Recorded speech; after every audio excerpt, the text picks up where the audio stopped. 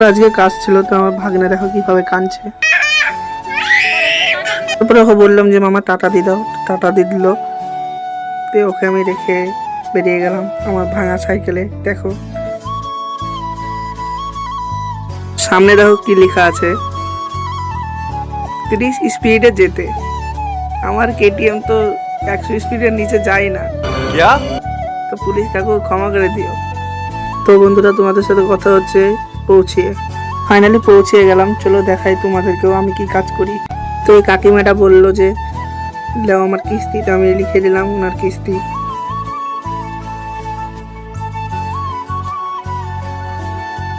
তো এরকম করে আমি অনেক জায়গায় কিস্তি নিলাম। তো আমি বাড়ি যাই, বাড়িতে এলাম, ভাগ্নেকে চোখও কিনে দিলাম। দেখো ভাগ্নে কি বলে।